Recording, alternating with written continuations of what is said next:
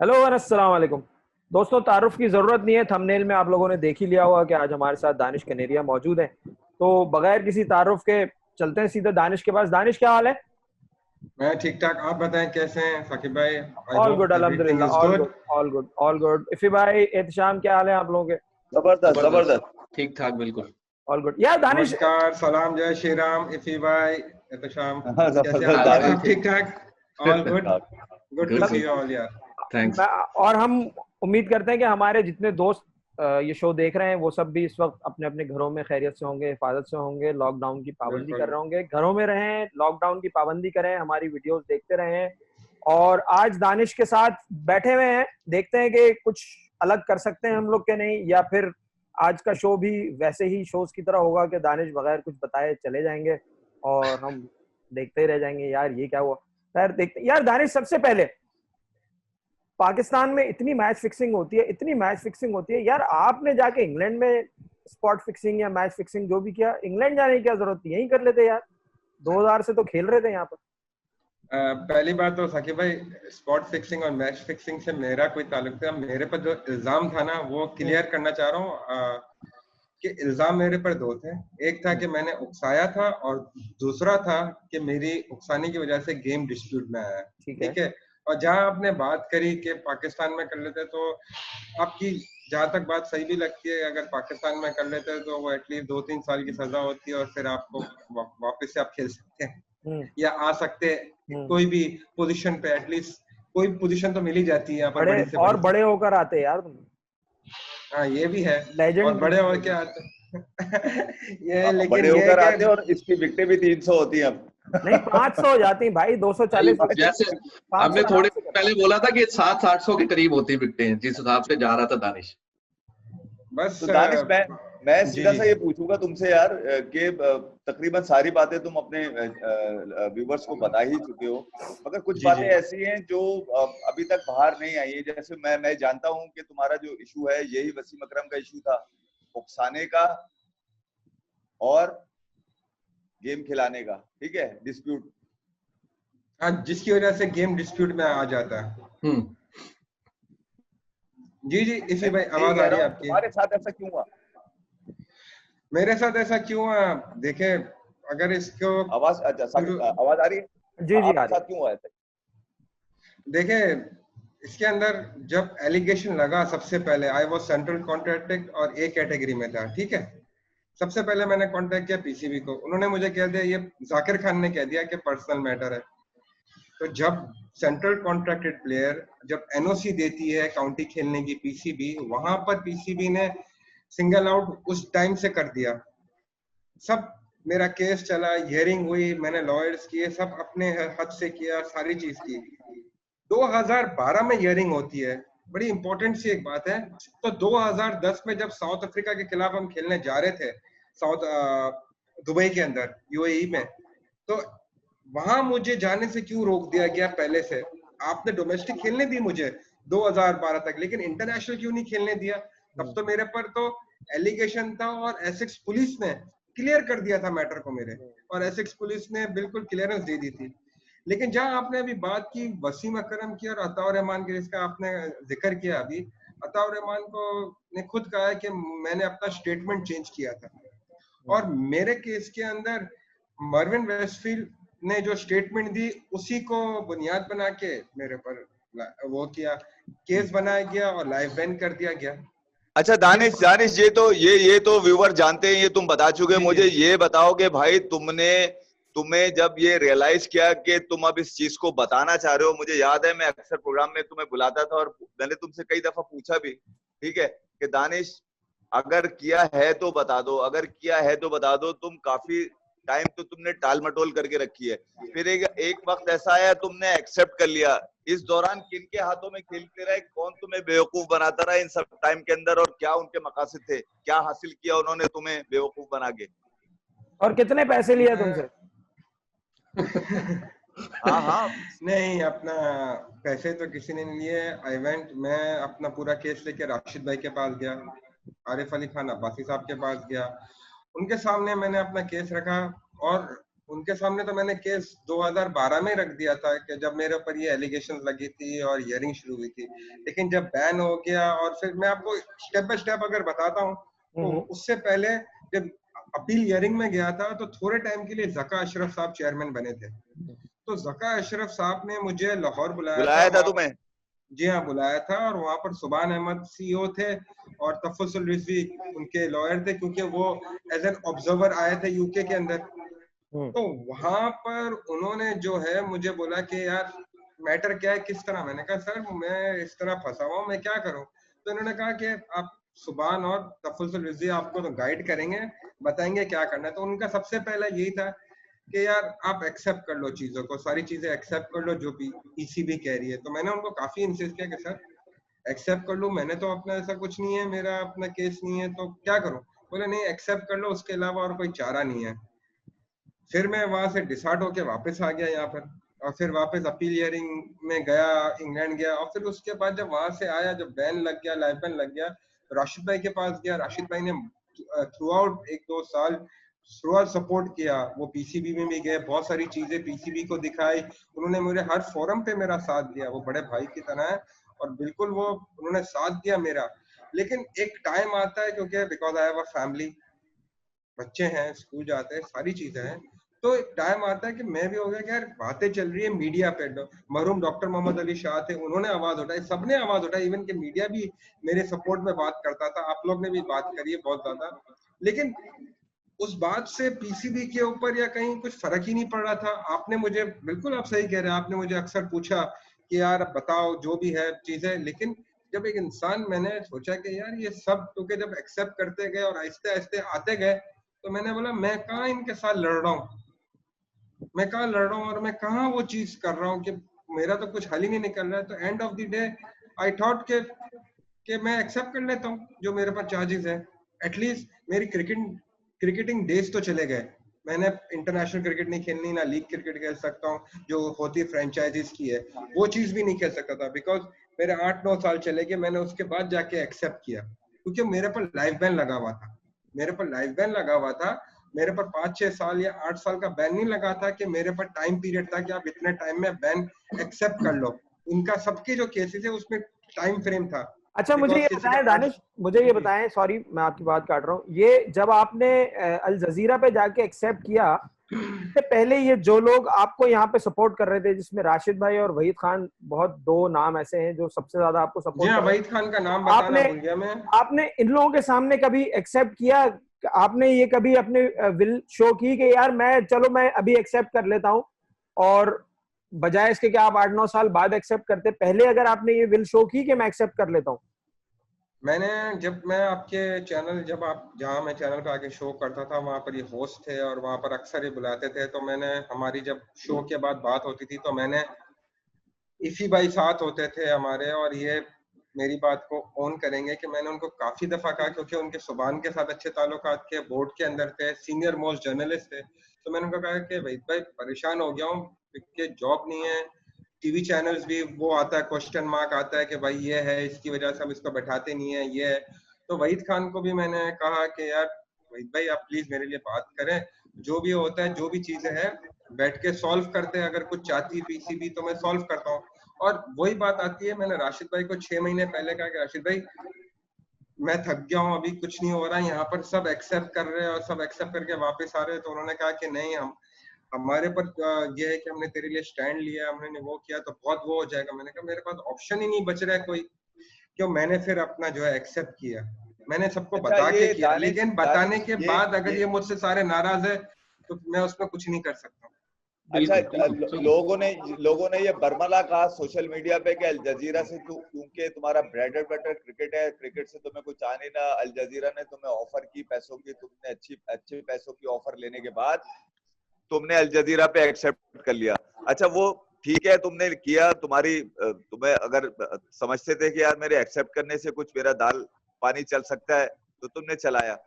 मगर मैं ये कह रहा हूँ इतने सालों के बाद वो कौन सा लम्हा था कि तुम्हें लगा कि तुम्हारे साथ गैरों वाला सलूक किया जा रहा है? तुमने प्रेस क्लब जाकर ये ऐलान कर दिया कि यार मैं हिंदू हूँ इसलिए मेरे साथ जो है वो इस तरह का सलूक किया जा रहा है। ऐसी क्या वजूहत आई? भाई एक मिनट, ये अभी पहले वाली बात अभी खत्म नहीं हुई थी। दानिश, मैं उसी से रिलेट नहीं, ये अभी ये वाली प्रेस कॉन्फ्रेंस पे हम बाद में आते हैं। पहले मुझे ये बताइए कि दानिश कि क्या आप एक्सेप्ट करना चाहते थे पाकिस्तान में ही, और आपको राशिद लतीफ और वहीद खान ने मना कर दिया कि एक्सेप्ट नहीं करो, यानी कि वो लोग पहले से आप गिल्टी हैं वो ये जानते थे, फिर भी उन्होंने मना किया एक्सेप्ट ना करने से आपको? देखिए, वहीद भाई के सामने मैंने ये बात रखी थी कि वहीद भाई आप पीसीबी से बात करें, कोई रास्ता निकलता है, कोई चीज अगर वो हेल्प आउट कर सकते हैं तो I am willing to do whatever they want to me to do.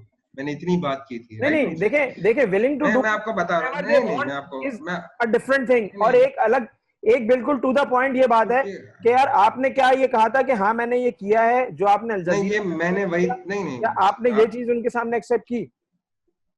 मैंने वहीद भाई के सामने जो बात करी वो मैंने आपको बताया। मैंने राशिद भाई के सामने ये बात रखी कि राशिद भाई मैं एक्सेप्ट करने जा रहा हूँ, इसके अलावा और कोई मेरे पास चारा नहीं है। ठीक है, because I been single out from everywhere.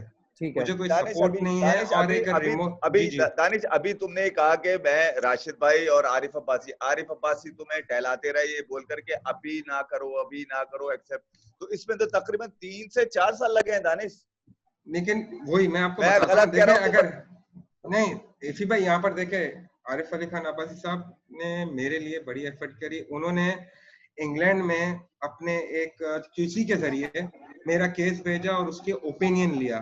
उसका जो ओपिनियन आया क्यूसी का, और क्यूसी ने जो ओपिनियन दिया उसने कहा कि आपके साथ जाती हुई, लेकिन you don't have any option of accepting your charges, rather they will not forgive you, you have to show remorse। ठीक। तो जब इतनी बड़ी चीज आ गई तो मैंने उनको भी कहा कि सर ये चीज आ गई है, और जब एक क्यूसी कह गया यूके का तो मेरे पास कोई ऑप्शन ही नहीं बचा ना। तो फिर मैंने राशिद भाई से भी कहा, राशिद भाई इस तरह की चीजें तो मैं फिर कहाँ स्टैंड करता, आप बताएं। अगर अच्छा अभी आप साकिब भाई ने एक बात करी कि मैंने अल जजीरा, आपने सवाल किया ना साकिब भाई कि मैंने अल जजीरा पे जाके इंटरव्यू क्यों किया और वहां जाके क्यों एक्सेप्ट किया चीजें। फर्स्ट ऑफ ऑल देखिए, जब मेरी यहाँ पर लॉयर की टीम आई थी पाकिस्तान के अंदर, जब इजाज भट्ट साहब चेयरमैन थे, वहां पर इन्होंने एक इंटीग्रिटी कमेटी बनाई थी जिसके अंदर शोएब मलिक के 90,000 पाउंड हांगकांग सिक्सेस का केस था, याद होगा। अजय भाटिया उसमें शामिल था, बुकी जो भी था, ठीक है ना, आपको तो बहुत अच्छी तरह पता है। हाँ। सब क्लियर हो गए। इमरान अकमल भी था कि वो फोन वोन गिफ्ट शिफ्ट यूके में जो मजहर मजीद, क्योंकि और भी 14 लड़कों की क्लिपिंग थी ना उसके अंदर, सिर्फ ये 3 लड़के तो नहीं थे, और लड़कों की भी क्लिपिंग्स थी। दानिश, एक बुकी का नाम और भी था, मुझे याद नहीं आ रहा वो, ख्याल में कल जब हमारी बात हुई थी तो तुमने बताया था वो, उसका नाम आनंद या ऐसे कुछ करके था। वो तो मेरे केस में जो अन्नू भट्ट था, ये रिलेशन अन्नू भट्ट अजय भाटिया ये एक ही है। वो तो देखे, वो मुझे नहीं पता कि अजय भाटिया अन्नू भट्ट एक ही है, लेकिन जो मेरे केस से रिलेटेड था वो सबके सामने है। राशिद भाई ने जो चीजें जाके पीसीबी में दिखाई, जो चीजें थी, किसके थ्रू में मिला था। सबसे पहले 2005 में जब वेस्ट इंडीज टूर पे गए थे हम, वहां पर तो वो सारी बातें मैंने अपना रिकॉर्ड पर है, कोई नई बात नहीं कर रहा हूँ। लेकिन जो पॉइंट है यहाँ पर कि यहाँ पर जो पाकिस्तान में मुझे सिंगल आउट कर दिया गया है, पाकिस्तान की मीडिया ने सिंगल आउट कर दिया गया है, यहाँ के जो एक्स क्रिकेटर्स है उन्होंने कि भाई दानिश ने एक्सेप्ट किया और इंटरनेशनल अल जजीरा पे जाके एक्सेप्ट किया। देखिए मेरा केस मैं आपको बता रहा था कि यहाँ पर जब इंटीग्रिटी कमेटी की मीटिंग हुई थी तो मेरे लॉयर आए थे, बाकायदा मैंने बुलाया था, और इन्होंने यहाँ पर एक प्रेस कॉन्फ्रेंस की थी, इसके अंदर हमने की थी। तो जब वो प्रेस कॉन्फ्रेंस में क्यूसी ने रात में, जब हमने दोपहर शाम में हमने मीटिंग की और रात में जब न्यूज पे चली सारी चीजें, तो उसका जो पोर्ट्रेट किया हुआ था वो गलत तरीके से किया हुआ था, उसकी बातों को चेंज कर दिया था। उसने मुझे कहा कि यार मैंने जो कहा वो यहाँ पर बिल्कुल बरस कह रहे, क्योंकि फोटो आ रहे थे, लेकिन जब वो न्यूज चलती है तो जो एंकर होते हैं वो कुछ और बात कर रहा था। तो उसने बोला कि व्हाट इज दिस, मैं कुछ और समझाना चाह रहा था, इन्होंने कुछ और समझा दिया। तो वहां से तो मेरा केस जब शुरू फ्रॉम द डे वन मुझे कह दिया कि भाई ये आपका केस पर्सनल मैटर है और इंटरनेशनल केस है, इंग्लैंड का केस है, डोमेस्टिक का मैटर है, वहां का है। तो I have to choose an English media और एक बड़ा media, international media. That's why मैंने चूज कर लिया। सही है। आई होप एहतशाम यहाँ पर है, वो इसको क्लैरिफाई भी कर सकते हैं। और मैंने स्काई स्पोर्ट्स पे भी किया था इंटरव्यू इंग्लैंड में। इफी भाई देखें, ये जिस तरह ये दानिश का सीन है, दानिश ने बात की पीसीबी वाले कह रहे हैं डोमेस्टिक मैटर है तुम्हारा, ये मैटर है वो मैटर है। तो ये आप मुझे एक बात बताएं, अभी कुछ शो पहले भी हमने बात की थी जब कर रहे थे, मोहम्मद आसिफ पकड़े आते हैं अफीम चर्च के साथ दुबई एयरपोर्ट पे, तो वो तो उधर का मैटर था, फिर पीसीबी क्यों उनको छुड़वाने गई?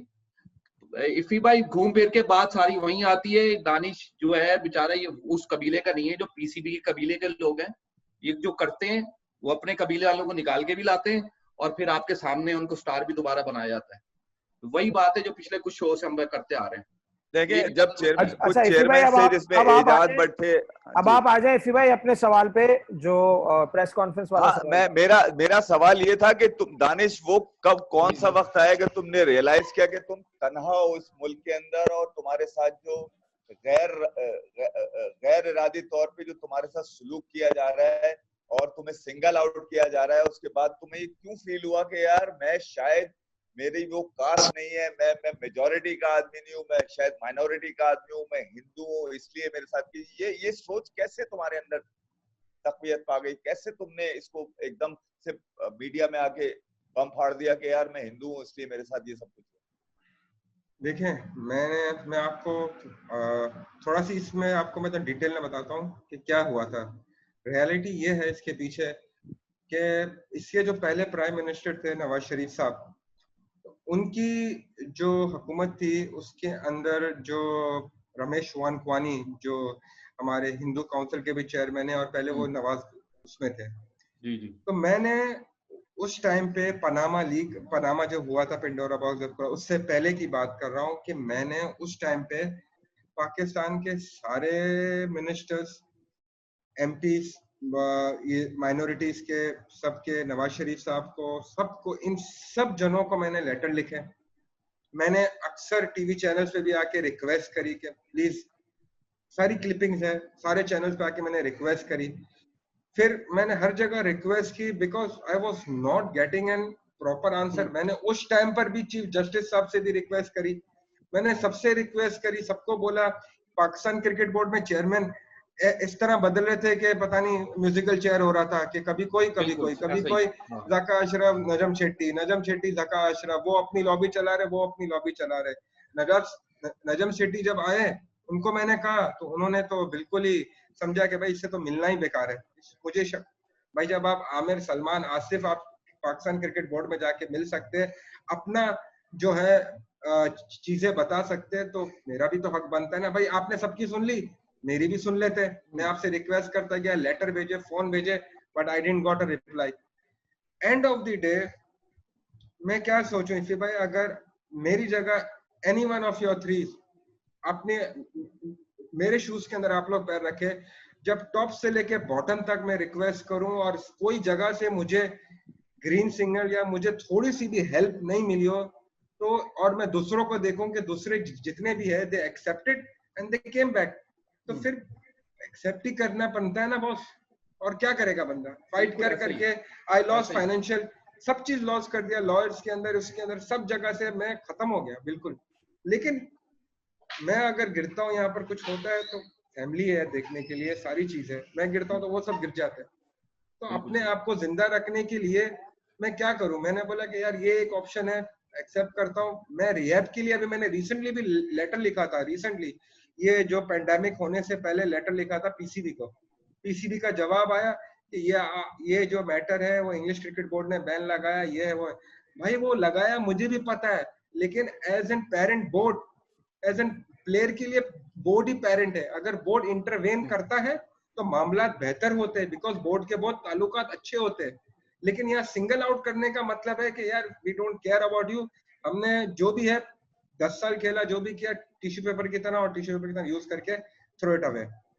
तो ये जब फीलिंग, जब इस तरह की चीजें आती है तो फिर बंदा क्या कर सकता है, वो बोलेगा यार एक्सेप्ट करे, फिर देखते अगर कुछ मिल जाता है। बिकॉज एहतशाम को पता है स्कूल से साथ खेले, मैंने क्रिकेट ही खेली है, और उसके अलावा कोई जॉब वगैरह पढ़ाई नहीं है इतनी कि कहीं जॉब करे या कुछ जॉब कर सके, इतनी सलाहियत नहीं है। क्रिकेट के अंदर जो हुनर आता है, किसी को कुछ बता सकते हैं, कोचिंग कर सकते हैं, जो मेरे पर बीती है, जो चीजें हुई वो मैं रिहैब करके बच्चों को बता सकता हूँ, सारी चीजें। उसका मौका देना। मैं नहीं कह रहा कि मुझे पाकिस्तान खिला दो, मैं अगर मेरे अंदर कोई भी ऐसी चीज होती ना कि भाई एक्सेप्ट करो अभी और पाकिस्तान खेलो, उसके बाद रिटायर होके लीग क्रिकेट खेलते रहेंगे, पैसे बनाते रहेंगे। अच्छा, मुझे ये बताइए जब आपका ये वाले मामला चल रहे थे उस वक्त आपको किसी ने कहा कि यार एक्सेप्ट कर लो तो तुम्हें मतलब इतना बैन नहीं लगेगा या तुम्हें पाकिस्तान खिला देंगे? उस टाइम पे जब एक्सेप्ट करने से पहले किसी ने ये ऑफर किया आपको? ये आपने बड़ा वैलिड क्वेश्चन किया। जहां पर यहाँ पर जिन लड़कों को इस तरह की बात करके दोबारा लेके आए मेरे मैटर में, वहां पर ये कहा गया था कि सिर्फ एक्सेप्ट कर लो, हम आपको कोशिश करके उसमें से तो रिलीफ दिलाते हैं। ये नहीं कहा गया। सुभान भाई थे और तफज्जुल रिजवी साहब थे पीसीबी के अंदर, जब मैं वहां गया था मीटिंग करने, तो उन्होंने कहा कि तुम एक्सेप्ट कर लो, उसके अलावा तो और कोई वो नहीं है, चीजों को एक्सेप्ट कर लो। तो देखिए बात घुमा फिरा के साकिब भाई सारे लोग बैठे हुए, देखे मैंने एक्सेप्ट कर लिया, ठीक है ना, ठीक है। मुझे अगर वो अन्नू भट्ट वहां नहीं आता, मैं मिलता नहीं उससे और उससे मुलाकात नहीं होती, तो कोई और लड़का मिलता नहीं, होती नहीं चीजें, ये मामलात नहीं होते। पहली बात तो ये है कि 2005 में जब हम वेस्ट इंडीज टूर पे थे तो अन्नू भट्ट वहां पर पीसीबी, सुभान भाई ने मुझे क्यों उससे इंट्रोड्यूस करवाया, सुभान भाई की बात कर रहा हूँ, असद मुस्तफा ने क्यों मुझे उससे मिलवाया, क्यों बाकी टीमें, बाकी सारी टीम, जितने भी टीम के प्लेयर है, इंजी भाई समेत, शाहिद अफरीदी, सारे लोग जितने भी टीम के प्लेयर है, they knew him very well, तो वो सब मिलते रहे सब। बट आपको बाद में मुझे मना कर दिया था ना पीसीबी ने कि यार इस बंदे से अब आपने नहीं मिलना? बिल्कुल मना कर दिया। मैं, आप पीसीबी ने नहीं, एलन पिकॉक आए थे लाहौर में, वहां पर मैं अकेला नहीं था, बाकी लड़के भी थे बहुत सारे, उनको भी बुला के हमने पीसी होटल में सिंगल 1-to-1 मीटिंग हुई थी। जाकिर खान साहब वहां बैठे हुए थे और बोला था कि ये सस्पिशियस बंदा है, इससे अपना वो दूर रहना। ये वहां पर मैं समझता हूँ कि आई मेड अ मिस्टेक, वहां पर वो आए, और अभी भी कुछ ये है कि वहां पर वो आए और मुझे नहीं मिलना था, लेकिन मैं वहां पर रियली डर गया था। और वो है कि बस जो चीज हो गई वो अपना नहीं होनी चाहिए थी, मुझे वहां पर स्ट्रेट अवे रिपोर्ट कर देनी चाहिए थी। जैसे यहाँ पर आता है ना, failure to report, I made a blunder, I made a mistake, really. वहां पर मैं तो डर गया था, बहुत सारी चीजें जहन में चल रही थी, फैमिली ये वो, तो इस वजह से तो डर गया था। और मैंने वहां पर जो है वो नहीं किया, फेलियर टू रिपोर्ट कर दिया कि भाई ये बंदा फॉलो कर रहा है, इस तरह की हरकतें करना चाह रहा है, कुछ कर रहा है, तो मैंने ये रिपोर्ट गलती करी। लेकिन मैंने गलती करी, मैं मानता हूँ उसको, अभी भी आपके सामने, सबके सामने मैं तो ये कहता हूँ कि यार मेरे से गलती हो गई है, मुझे नहीं करनी चाहिए थी जो गलती हुई है, प्लीज यार, I need to live my life, I need bread and butter, मेरे से गलती हो गई है, एटलीस्ट मेरी गलती की इतनी बड़ी सजा तो ना दो ना। आप एक बच्चे को सुधारते हो, अभी जो आपने दोबारा से ये अपना केस रीओपन करवाया है और जो भी मीडिया में मामला शुरू है, तो इसके बाद आपसे किसी ने कांटेक्ट किया या किसी ने आपको बोला कि ठीक है यार हम कोशिश करते हैं, ऐसी कोई बात हुई? नहीं, किसी ने नहीं कहा मुझे। और ये है कि जो चीजें मुझे कहनी थी मीडिया के ऊपर वो मैंने कह दी, लेकिन इसके अंदर जब बोर्ड या कोई और लोग बुलाएंगे, जब वो मुझे सामने बैठा के जो चीजें पूछना चाहते हैं, तो बहुत सारी चीजें उसके अंदर मैं उनको बताऊंगा। अच्छा, अब हमारा स्क्रीन कुछ चेंज हो गया है, थोड़ा सा बीच में कनेक्शन टूटा था तो हमारा स्क्रीन कुछ चेंज हो गया है, बट हम अपनी बात वहीं से शुरू करते हैं। जी दानिश, आप जो बता रहे थे वहीं से शुरू करें। अब बिल्कुल, जहां आप लोगों ने मुझसे ये पूछा कि सिंगल आउट हो गया था, फिर उसके बाद बहुत टाइम तक राशिद भाई के पास मेरा केस था, तो जब मैं एक्सेप्ट करने जा रहा था, और जब मैंने सोचा कि राशिद भाई को मैंने कहा कि राशिद भाई इस तरह के मामला आते हैं जहाँ पर सारे लड़कों ने एक्सेप्ट कर लिया, उनका सबका हो गया, तो उन्होंने बोला नहीं अभी वेट करो, अभी नहीं। तो मैं फिर 2-3 महीने, 4 महीने, 5 महीने फिर गया उनके पास, और फिर उन्होंने वही जवाब दिया मुझे कि मत करना एक्सेप्ट, अभी मत करना, अभी ये चीज नहीं है, हम इसको लेके चलते। तो फिर मैंने बोला कि अभी ये टाइम निकलता गया, मैंने 1 महीना फिर भी वेट किया, 2 महीना वेट किया, फिर उसके बाद then I just did my acceptance. तकरीबन एक साल इसी में निकल गया कि मतलब वो 1 साल इसी में निकल गया। जी हाँ। वहीद खान इतने क्यों नाराज हैं दानिश? वहीद खान इतने क्यों नाराज हैं? हमें सबको पता है कि उन्होंने कितना सपोर्ट किया तुमको, फिर उसके बाद वो इतने नाराज। बिल्कुल, वो बेसिकली देखें नाराज यहाँ पर काफी जो बात आ रही है दानिश, मैं इसी सवाल को थोड़ा सा बड़ा कर लेता हूँ ताकि वो डबल सवाल ना हो जाए। दानिश मुझे ये बताओ कि पाकिस्तान का प्रिंट और इलेक्ट्रॉनिक जो मीडिया में जो लोग हैं वो उनसे तुम्हारे ताल्लुकात भी रहे एज अ क्रिकेटर, जब तुम्हारी चीजें चलती थी तुम उनसे कांटेक्ट में रहते थे, मगर जब तुम्हारा ये वाकया हुआ 2010 का, उस वक्त तक जब तक तुमने इसको एक्सेप्ट नहीं किया, एक्सेप्ट करने के बाद, एक्सेप्ट करने से पहले हर मीडिया का आदमी तुम्हारे पीछे लगा रहता था। इवन मैं भी अगर एज अ प्रोड्यूसर सोचूं तो मैं भी तुमसे उकसाने की कोशिश करता था, पूछने की कोशिश करता था, मगर जब तुमने कहीं और जाकर कर लिया तो क्या तुम्हें तवक्को थी कि जो लोग तुम्हें सपोर्ट उस वक्त करते थे उन्होंने बाद में तुम्हें उस तरह से सपोर्ट किया या नहीं? उसमें वहीद खान भी हैं, उसमें सलीम खालिक भी हैं, उसमें माजिद भट्टी भी हैं, रशीद शकूर भी हैं, कई और भी नाम है। ये मैं उन लोगों के करीब करीब के नाम ले रहा हूँ। बहुत सारे नाम है, बहुत सारे नाम है। जी, जी, आपने बिल्कुल सही बात करी कि प्रिंट मीडिया, इलेक्ट्रॉनिक मीडिया के जितने साफी है और उन्होंने सबने, जिन्हें आपने सीनियर मोस्ट जर्नलिस्ट है जिसके अंदर Waheed Khan, Majid Bhatti, Rashid Shakoor senior most journalist है। और एक टाइम पर भी ऐसा भी हुआ था एफी भाई कि मैं उनका नाम नहीं लेना चाहूंगा, शायद आप समझ जाएंगे लोग कि मेरे से ये बातें एक्सेप्ट करने की पहले बात कर रहा हूँ कि मेरे से बहुत सारी बातें करवाई कि पीसीबी के अगेंस्ट कि आपका रवैया यूं है, आपका वो है, और मुझे कहा गया कि ये हम लाइव शो कर रहे हैं लेकिन वो रिकॉर्डिंग थी। लेकिन रिकॉर्डिंग के बाद जब मैंने वो टाइमिंग मुझे बताया गया कि भाई ये शो आने वाला है, तो मैंने वो देखा, वो शो ही नहीं आया और मेरे कंधे पर रख के बहुत सारों ने बहुत सारी चीजें कर ली। चले वो उनका फेल था, वो जो भी था, लेकिन मुझे यूज किया गया वहां पर। लेकिन मैं एक्सेप्ट करने के बाद अगर मुझे वही सपोर्ट नहीं दे रहे थे, उसका जो रीजन है, जो साकिब भाई ने बात की कि वहीद भाई बड़ा क्लोजली आपको केस को लेके चलते थे, हर जगह पे आपके लिए बोलते थे, बिल्कुल बोलते थे, उससे मैं नहीं डिनाई करता हूँ, सपोर्ट करते थे। लेकिन वो उनकी बात आ जाती है कि पैसे लेके इसने इतने पैसे ले लिए, लाखों डॉलर ले लिए, करोड़ों डॉलर लेके इसने ये इंटरव्यू दे दिया। भाई मैं अगर लाखों करोड़ों डॉलर लेता तो आज मैं यहाँ पर ये सिचुएशन में आपके साथ रात के 3 बजे यहाँ पर हो रहे कर पाकिस्तान में टाइम, तो मैं आप लोग के साथ आज यही बातें कर रहा होता बैठ के।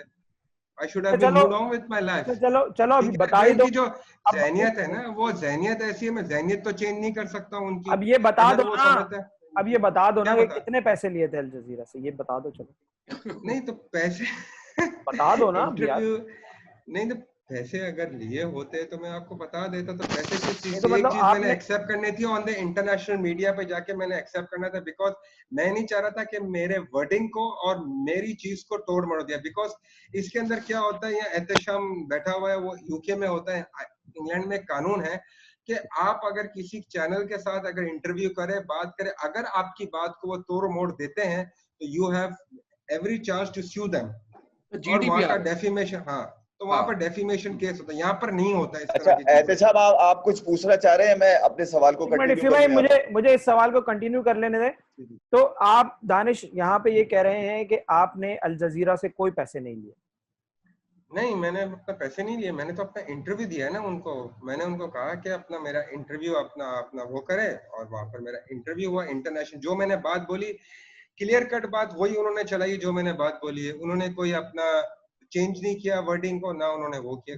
जी अब आप लोग देखिए साकिब भाई, बड़ा वैलिड पॉइंट है दानिश का, बड़ा रिलायबल ना फेयर इनफ पॉइंट है कि वो जाहिर बात है रिलायबल नहीं है पाकिस्तानी मीडिया। जब भी दानिश कह रहा है, दानिश ने अपना पॉइंट ऑफ व्यू जो दिया है कि इंटरनेशनल मीडिया पे, और दानिश की बिल्कुल बात सही है, यहाँ कोई कॉन्ट्रडिक्शन नहीं होता, जैसा है वैसा ही दिखाया जाता है। अदरवाइज उनको प्रॉब्लम्स हो जाते हैं, उनको कोर्ट्स में प्रॉब्लम हो जाएंगे, जीडीपीआर होता है। तो बिल्कुल वैलिड पॉइंट है, बात समझ बिल्कुल इजीली समझने वाली बात है। अच्छा, अब वो टीवी, अब आप टीवी होस्ट का नाम लेना चाहेंगे दानिश, जिनका आप ये बता रहे हैं कि लाइव था और रिकॉर्ड था?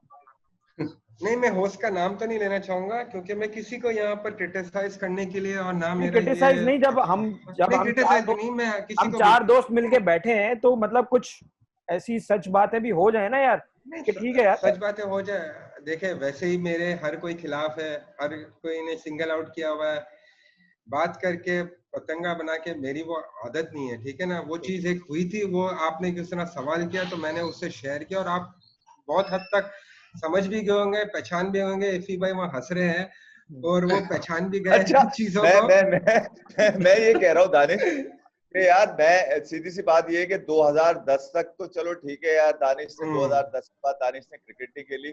उससे पहले वो पाकिस्तान का सबसे बड़ा बॉलर है जिसने एज अ लेग स्पिनर या एज अ ऑफिसर में सबसे बड़ा बॉलर है जिससे सबसे ज्यादा विकेट ली हुई है। मैं ही कह रहा हूँ भाई कि तुम्हारा वनडे में क्यों मौका नहीं मिलता था या T20 में मौका क्यों नहीं मिलता था? क्या उसकी वजह शाहिद खान आफरीदी थे या वो नहीं चाहते थे कि दानिश कनेरिया टीम का हिस्सा बने और वो बॉलिंग से महरूम रह जाए? बड़ा वापस आपने वैलिड क्वेश्चन किया, और ये डेफिनेटली अगर मेरे स्टैट्स निकाल के देखे, ए लिस्ट ए का जहाँ नाम आता है, जहाँ मेरी county cricket one day T20 performance देखे, इवन के आपको यहाँ थोड़ा सी बात करूं, आपने शाहिद अफरीदी की बात करी, बिल्कुल एक उसका बहुत बड़ा रीजन था, बिकॉज हम डिपार्टमेंट में भी साथ खेलते थे, अभी बैंक में आपको नहीं खिलाते थे, आपको खिलाते नहीं थे, ये भी मुझे पता है। वो पूरा सीजन नहीं खिलाया मुझे वनडे टूर्नामेंट से बाहर रखा, क्योंकि जब टूर आने के थे सामने या सीरीज होती थी कि वनडे सीरीज से जब हम इंटरनेशनल प्लेयर अवेलेबल थे अपने डिपार्टमेंट के लिए, तो मुझे उन्होंने बाहर बैठा के रखा। जब वो नहीं होते थे, जब मैंने डिपार्टमेंट से खेला, मैंने डिपार्टमेंट को जिताया, बेस्ट बॉलर बना वनडे टूर्नामेंट का। और वर्ल्ड कप में जब 2007 से पहले साउथ अफ्रीका की सीरीज थी साउथ अफ्रीका में, तो वहां पर हमारे मरहूम कोच बॉब ब्रूमर, तो मैंने तब भी उससे एक सवाल किया कि Bob please let me know what is the reason behind of not playing me in the ODIs, do I have a performance issues? तो वो बोला नहीं ये है, उसने जवाब नहीं दिया, गोल मटोल किया। तो मैंने बोला कि भाई जो हमारे स्टैट्स होते हैं ना, जो कंप्यूटर एनालिस्ट, मैंने बोला कि भाई मेरा स्टैट्स खोलना इसके सामने, मैंने बोला देख तो सही मेरी परफॉर्मेंस कितनी है। तो बोलता है ये मेरे पास इसका जवाब नहीं है, परफॉर्मेंस तेरी बहुत ज्यादा है और मैं इसका जवाब नहीं दे सकता, आई डोंट नो। और आपकी देखो आपने सवाल भी किया, जवाब भी दे दिया। दानिश मैं आपको ये बताऊं, बॉब वुलमर इस दुनिया में नहीं है, यहाँ से बेहतर जगह पर है, ठीक है? जी हाँ बिल्कुल। बॉब वुलमर ने आपको कहा, तो मैं मान ही नहीं सकता कि बॉब वुलमर ने आपको जवाब ना दिया हो। बॉब वुलमर ने आपको साफ बता दिया होगा कि उसका रीजन शाहिद खान आफरीदी है, ये मैं जानता हूँ, ठीक है? आप नाम नहीं लेना चाह रहे बॉब वुलमर का, एक आपने जवाब खुद ही दे दिया, बोलते रहे। बोलता रहा हूँ। अभी थोड़ी देर पहले मैंने आपसे सवाल किया था कि वो कौन सा लम्हा था जब आपको रियलाइज हुआ कि आप मेजॉरिटी नहीं माइनॉरिटी में हैं, आपने ऐलान कर दिया कि मेरे साथ ये इस तरह का सलूक किया जा रहा है। इसी सवाल को मैं लिंक करूंगा, दानिश जरा दिल थाम के बैठिएगा, क्योंकि आप फैमिली के अकेले क्रिकेटर नहीं है। आपसे पहले अनिल दलपत भी, जो आपकी फैमिली का हिस्सा रहे हैं, वो पाकिस्तान को रिप्रेजेंट कर चुके हैं। मगर ये वाकया क्योंकि मेरे सामने का है, जो मैं आज आपसे और अपने व्यूवर से चाहूंगा कि इसको गौर से सुने। 2007 के वर्ल्ड कप पे हम लम्स कॉलेज लाहौर के अंदर हम प्रोग्राम कर रहे थे, जब टीम जाने वाली थी 2007 वर्ल्ड कप पे, इंजमाम जिसके कप्तान थे। मगर आपके साथ हमने उस दिन मुश्ताक अहमद को बिठाया था। मुश्ताक अहमद शो से पहले भी आपसे कुछ गॉसिप्स कर रहे थे, आप कुछ परेशान नजर आए। शो के बाद बाहर हम खड़े हुए थे और वो कह रहे थे आओ चलो खाने पे चलें, आओ खाने पे चलें। जिस पर उसके बाद मैंने आपसे पूछा कि भाई चले जाओ दावत पे, जब वो कह रहे हैं, तो आपने कहा कि वो जिस दावत की बात कर रहे हैं वो दावत में कबूल कर नहीं सकता। मैं आपको बताऊं साकिब भाई, दानिश कनेरिया ने हमेशा पाकिस्तान को रिप्रेजेंट किया, हमेशा पाकिस्तान का झंडा ऊंचा किया। मैं नहीं जानता कि दानिश इस सवाल के जवाब में क्या बोलेगा, मगर दानिश ने कभी अपने पूरे कैरियर में ये प्रूफ नहीं होने दिया कि वो दानिश कनेरिया है। वो हमेशा दानिश ही रहा, स्कूल से लेकर दानिश हमसे नाराज हो जाता था अगर हम इसको दनेश बोल देते थे, तो हम इसको दने, और मिर्जा इकबाल बेग से ज्यादा नाराज होता था क्योंकि वो इसका पूरा नाम लेते थे। बिल्कुल इफ़ी भाई, हम लोगों से तो नाराज नहीं होता क्योंकि हम तो बचपन से दानिश दानिश कहते आए हैं। तो अब मेरा सवाल, पहली बात पहले इस सवाल की तरफ आ जाऊं, मेरा सवाल सुन लो तुम। देखिए, पाकिस्तान क्रिकेट में 2006 के बाद से लेकर 2008 तक का जो टेन्योर है, उसके अंदर दानिश ने बहुत प्रेशर में क्रिकेट खेली है, टीम में रहने के लिए, क्रिकेट खेलने के लिए। ये हमेशा पाकिस्तान के लिए क्रिकेट खेलना चाहता था, मगर कोई एक मखसूस ग्रुप ऐसा भी था जो ये चाहता था कि ये as a Muslim cricketer Pakistan को रिप्रेजेंट करे। क्या मैं दानिश ये बात गलत कर रहा हूँ या सही कर रहा हूँ, इस बात का जवाब तुमने देना पड़ेगा, क्योंकि अब तुम एज के उस हिस्से में हो कि तुम इस बातों को कब तक अपने अंदर रखोगे। क्यों शिव अख्तर ने कहा कि कुछ क्रिकेटर ऐसे थे जो दानिश के साथ खाना पसंद नहीं करते? ये सारी चीजें मिलती हैं दानिश एक जगह पे आके।